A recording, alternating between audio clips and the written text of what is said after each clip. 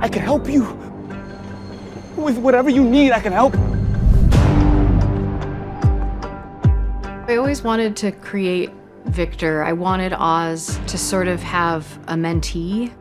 I always found it interesting that certain people like the Falcones would see Oz as less than, but a kid like Victor, in the place that he is, would see Oz as a god. And Oz likes that, would want to keep a kid around like that. I got ambition. That's where you start to see who Victor is and how he kind of interacts with the world. Victor plays a really fundamental and important role in Oz rising up through this power vacuum. I'm gonna run this goddamn city, and I want you in on it. Renzi is so surprising and raw and real and emotional. We needed a youthful kid who could also be believable in a crime exploration where he has to do truly violent things. We don't have a lot of pure characters, and Victor, there's a lightness to him, a naivety in some ways. He was really close with his family. He was never involved in crime before Oz. Oz finds him when he's stealing his rims, but Victor's doing that to survive because he lost his family in the flood. So for the first time, he ends up trying to do something that would go against his mother and father's wishes if they were still around. He meets Oz. Hey! Oh, you sons of bitches! Go, go!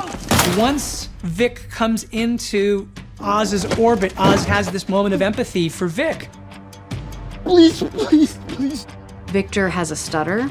I wanted Oz to realize that very early on and to feel a connection, that he reminds him a little bit of himself.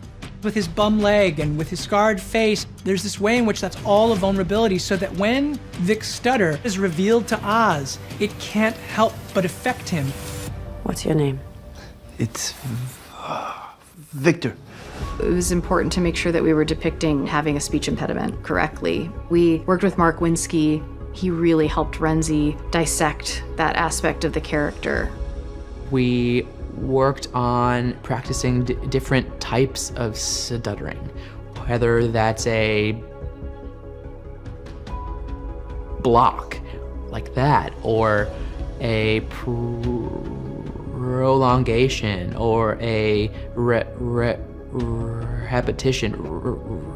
repetition, and kind of having that palette to then take those things and create a stutter that's purely authentic to him. You nervous? No, I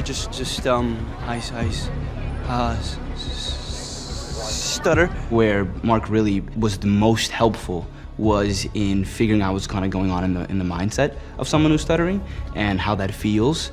And so we did a lot of stuff, a lot of calls to places, me going in public and practicing with it, just so that I could feel what it was like to go around in the world and have people look at you a certain way, so that whenever you're doing it in the show, you have an idea.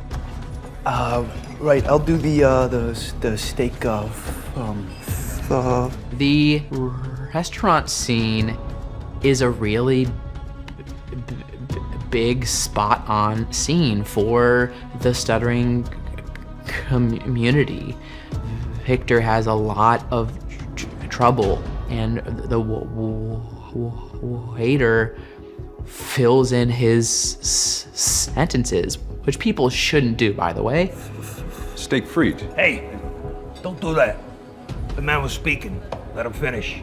Having Victor hear that he can take the time that I'm getting chills thinking about the scene, but having the time that he needs and not have anybody change that is just so big and so important.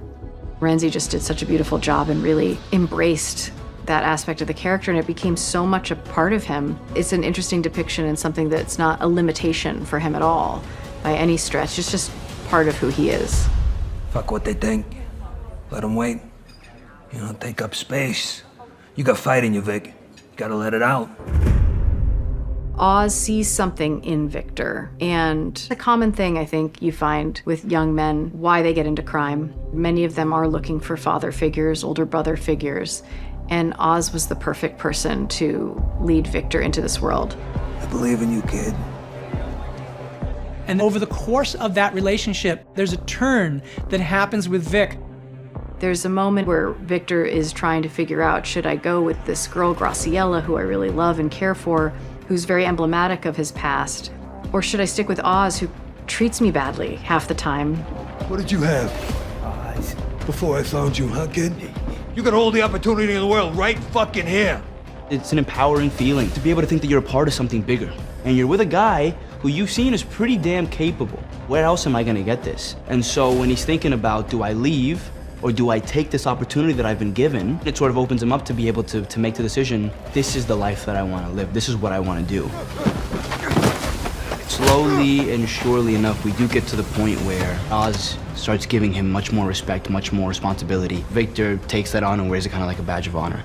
Victor feels very connected to Oz and very connected to Francis. They're his new makeshift family, and he loves Oz. He would do anything for Oz. And when he goes back to Crown Point, he meets Squid again. What's good, man? Where you been? There's a threat to the family. He realizes that Squid's not going to go away, and so in a split-second decision, he pulls out his gun and he shoots and kills Squid. There's really no going back now in terms of his own morality. He loses a bit of himself in that moment.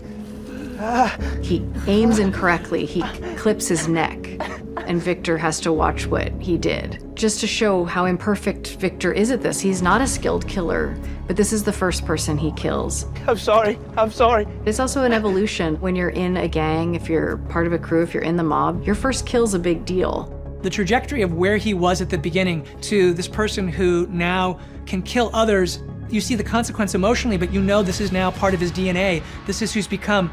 Renzi, he had this innocent beauty, but he also had a toughness that you could believe on an exploration. Jesus, I need a chance. His is some of the most moving stuff. They're gonna tell stories about us one day, kid. Victor Aguilar, Oz Walker.